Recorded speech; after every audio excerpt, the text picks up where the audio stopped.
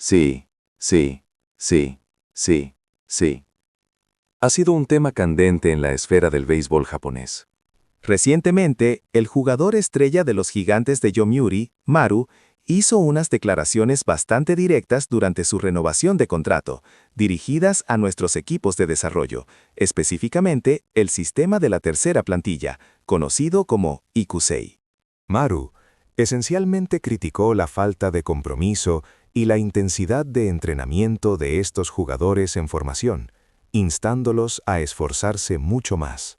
Como exjugador en el sistema Ikusei de los Gigantes, sentí que era mi deber compartir mi perspectiva sobre las palabras de Maru y reflexionar sobre la realidad que se vive en las filiales, basándome en mi propia experiencia y en lo que sé del funcionamiento interno de la organización. Shohei Oyama. Y este es un análisis de un tema que toca la fibra sensible del futuro de los Gigantes y del béisbol profesional en Japón. Gracias por acompañarme hasta el final. Hoy nos enfocaremos en las críticas que Maru presentó durante la negociación de su contrato, especialmente sobre la metodología y la filosofía detrás del desarrollo de talento, incluyendo el funcionamiento de la tercera plantilla y el volumen de práctica. Antes de sumergirnos en la esencia del debate, permítanme hacer una breve, aunque necesaria, digresión. Si alguno de ustedes se ha dado cuenta, mi rostro luce un poco diferente. Lo sé. Verán estas pequeñas marcas por todas partes. Pido disculpas si resulta desagradable o molesto, pero hay una razón. Sharon. Al igual que el año pasado, en esta época invernal, cuando la radiación ultravioleta es baja, me sometí a un tratamiento para eliminar manchas en la piel. Ayer, de hecho, visité una clínica de cirugía estética para ello. Los que han pasado por esto sabrán que se aplica un láser que reacciona con las manchas, incluso con las que están en formación, y genera estas costras o puntos oscuros. En unos 5 o 7 días, estas costras se caerán y mi piel estará más limpia. Así que, por favor, no se alarmen. No es una enfermedad ni nada grave. Solo es el proceso de recuperación de un tratamiento cosmético que recomiendo, ya que realmente ayuda a limpiar la piel. Volviendo a lo que nos ocupa. Las palabras de Maru y su crítica al sistema Ikusei. ¿Cuál fue exactamente la esencia de su mensaje? En términos sencillos, Maru señaló que los jugadores de desarrollo, aquellos en la tercera plantilla, necesitan esforzarse significativamente más. Ellos son, por definición, los que están en la posición más baja dentro de la estructura del club, y si desean alcanzar el nivel de la primera plantilla, o incluso de la segunda, deben invertir una cantidad de trabajo desproporcionadamente mayor para acortar esa brecha de talento y rendimiento.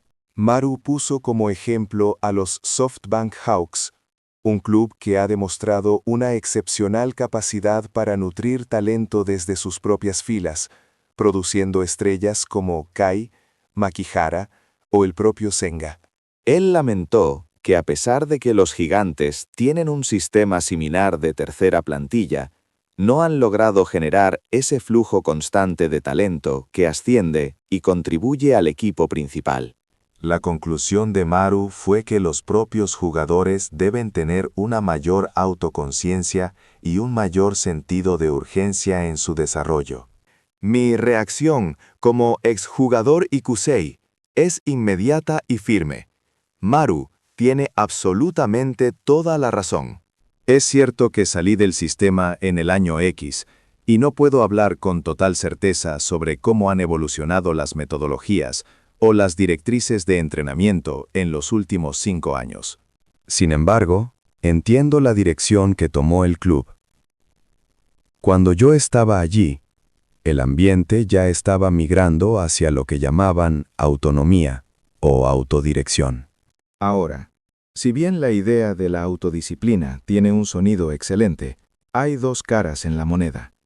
Mi experiencia me dice que, francamente, a veces es mejor un enfoque más estricto o incluso, si se quiere, un poco más coercitivo. Sé que esto puede sonar retrógrado, y que va en contra de las tendencias pedagógicas modernas, pero en el béisbol profesional creo que es necesario. ¿Por qué? Porque la autonomía suena bien, pero no todos los jóvenes talentos la aprovechan. Algunos jugadores con gran potencial se estancarán si se les da rienda suelta. Si solo decimos, el que quiera practicar, que practique, perdemos la oportunidad de desarrollar a aquellos que, con un poco de empuje o incluso de obligación, podrían florecer. No estoy diciendo que debamos ignorar que son adultos, pero creo que un enfoque equilibrado es vital. Necesitamos un punto medio. No puede ser una dictadura de entrenamiento, ni tampoco una permisividad total. Debe haber un marco de entrenamiento esencial que sea obligatorio, un entrenamiento que, aunque parezca impuesto, el jugador reconozca como fundamental para su progreso. Si el cuerpo técnico detecta una debilidad, debe obligar al jugador a enfrentarla. Sin embargo, me temo que lo que Maru describe y lo que yo experimenté hacia el final de mi tiempo allí es que este empuje esencial se ha perdido debido a la política organizacional. El béisbol es complejo, especialmente en la forma en que se estructura la instrucción. Por ejemplo, yo era receptor. Los receptores tienen su entrenador, los jardineros el suyo, y los jugadores de cuadro el suyo. Esto significa que la calidad del entrenamiento a menudo depende de la filosofía del entrenador asignado. No obstante, la organización de los gigantes en general había comenzado a migrar hacia una filosofía de prevención de lesiones y fomento de la autonomía. Es un dilema comprensible. Si entrenamos demasiado, los jugadores se lesionan. Pero aquí está la paradoja. A veces, los jugadores se lesionan porque no han entrenado lo suficiente. No han desarrollado la resistencia física necesaria para soportar la intensidad de un juego o un swing de poder. Reducir el volumen de práctica para evitar lesiones no necesariamente las elimina. De hecho, puede llevar a que el cuerpo colapse cuando se le exige al máximo en una situación de juego real. Por lo tanto, el equilibrio es delicado y cualquier extremo es perjudicial. Permítanme ilustrar esto con una anécdota personal sobre la importancia de ser empujado al límite. Mi entrenador de receptores en aquel entonces era Kousuke Yoshihara. Debo ser honesto, con los estándares actuales, ese hombre era un tirano, un ejemplo claro de acoso de poder. Era el tipo de entrenador que uno ve en mangas antiguos, como si fuera el padre de Kyojin no Hoshi, extremadamente exigente y a menudo brutal en sus métodos. En ese momento, yo y otros compañeros, como Kida, nos quejábamos amargamente. ¿Por qué el entrenamiento de receptores era tan severo? Recuerdo los ejercicios de bloqueo. Nos obligaba a hacer 300 pitches seguidos, 300 veces consecutivas de atrapar la pelota en el dirt o en el short hop. Eran 2 baldes enteros de pelotas. Las rodillas se nos desgarraban. Nos preguntábamos por qué a los jugadores de cuadro o jardineros se les permitía terminar su práctica individual mucho antes que a nosotros, que pasábamos 2 horas extra en la jaula. En aquel momento, odiábamos a Yoshihara. Nos arrastraba y nos obligaba a entrenar con un tono que no dejaba lugar a la negociación. Era coercitivo. Sí. Pero mirando hacia atrás ahora, puedo decir con absoluta honestidad que esos entrenamientos brutales nos hicieron mejores. Kida, quien ahora está en la primera plantilla, lo ha dicho públicamente. Gracias a ese entrenamiento infernal de Yoshihara-san, mejoré drásticamente. Le estoy muy agradecido. Esto subraya mi punto. No estoy sugiriendo que la negligencia médica o el abuso sean aceptables, pero la práctica que lleva al jugador al borde de su capacidad es la que genera progreso. No podemos tener miedo al esfuerzo extremo, solo por el temor a las lesiones o a las críticas. Hoy en día se habla mucho de la práctica autodirigida o de que el entrenamiento forzado no sirve. En parte, estoy de acuerdo.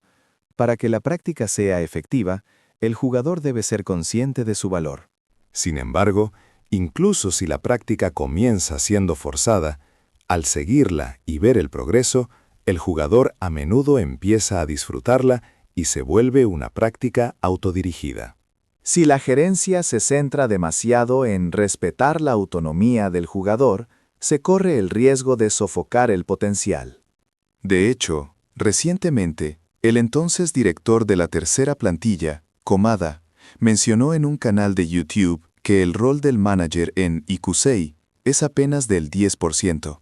Esto se debe a que el 70% u 80% de la política de entrenamiento está decidida por la directiva del club, y la directiva, como he dicho, tiene una fuerte inclinación hacia la prevención de lesiones.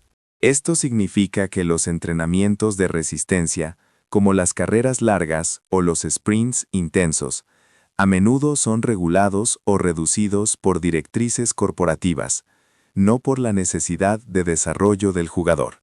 La directiva dice, hay muchas lesiones, reduzcamos la intensidad de la carrera. Pero la gente en el campo, los entrenadores, piensan, los jugadores se lesionan porque no tienen la condición física básica. Deberíamos aumentar la intensidad. Existe una desconexión, una disonancia entre la gerencia y el personal de campo. Y esto me lleva a mi conclusión. Aunque entiendo el deseo del club de minimizar las lesiones y evitar controversias, los jugadores deben entender que su carrera es un negocio individual. Ellos son sus propios contratistas. Si un jugador va a durar 3 años o 15, eso depende totalmente de él. Maru tiene razón. Incluso si la directiva insiste en reducir la intensidad, el jugador debe autoevaluarse y decir, puedo más, mi cuerpo está bien, necesito más práctica. Como dijo una vez Shohei Ohtani, es fundamental empujar el cuerpo hasta el límite, hasta el punto justo antes de la lesión, y luego recuperarse.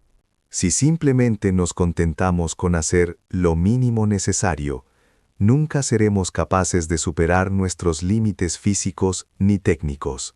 Los jugadores Ikusei no son seleccionados por ser los más fuertes. Son seleccionados porque tienen potencial, pero carecen de la fuerza actual. Por lo tanto, si quieren tener éxito en la primera plantilla, deben, por necesidad, entrenar más que nadie, superando las directrices de la organización si es necesario. Si un jugador se conforma con el volumen de entrenamiento establecido por la directiva, pensando, con esto es suficiente, nunca progresará. Sí, es arriesgado, y a veces hace que parezcas loco a los ojos de los demás. Cuando yo estaba ahí, me decían que el entrenamiento de Yoshihara era una locura. Pero tienes que consultar con tu cuerpo y llevarlo al límite. Si no lo haces, nunca saldrás del sistema Ikusei. No estoy diciendo esto desde una posición de superioridad. Yo también fui un fracaso. Estuve 3 años y no pude ascender, en parte debido a las lesiones. Pero es precisamente porque tengo esa experiencia frustrante que no quiero que los jugadores actuales cometan el mismo error. El sistema de los gigantes está avanzando hacia una dirección, impulsada por las tendencias modernas y la aversión al riesgo. Pero si un jugador realmente quiere crecer, si realmente quiere triunfar en la primera plantilla, debe ir a contracorriente de esa tendencia. Debe desafiar la filosofía actual del club si ésta no le exige lo suficiente. Si no lo hace, no solo no ganará a la competencia, sino que tampoco se ganará a sí mismo. Esa es, creo, la esencia de la crítica de Maru. Los jugadores de desarrollo se han dejado arrastrar por la política de menor intensidad del club. Hemos hablado de las complejidades del béisbol moderno, de la filosofía interna de los gigantes y de la dicotomía entre la autonomía y el entrenamiento obligatorio. Todo bajo la luz de las críticas de Maru. Es importante recordar que el club está formado por muchas voces: entrenadores de pitching, entrenadores de fuerza, scouts, directores de granja y la gerencia. Hay muchos puntos de vista. Y la única manera de que todas esas visiones se alineen y que cese la crítica es a través del resultado. Cuando el equipo gana, o cuando el sistema Ikusei produce estrellas consistentemente, a nadie le importará si el método va en contra de las tendencias actuales. Los gigantes no deben preguntarse cómo evitamos las críticas o cómo seguimos la corriente de otros equipos. Deben preguntarse ¿qué debemos hacer para que los gigantes de Yomiuri sean más fuertes? Si esa pregunta se responde con honestidad, el camino no necesariamente será el mismo que el de otras organizaciones. Sharon, los gigantes empiezan a ganar y a producir talento de desarrollo. Los aficionados no tendrán motivos para quejarse. Es una tarea difícil, quizás la más difícil en el deporte, lograr resultados. Pero esa es la tarea de los gigantes de Yomiuri y la esencia del profesionalismo. Espero sinceramente que los jugadores actuales no terminen su carrera en 3 años, como me pasó a mí. Les deseo mucho éxito y espero que entiendan la necesidad de empujar sus límites. Gracias por escuchar mi perspectiva. Por favor, dejen sus comentarios abajo. Hasta la próxima. Adiós.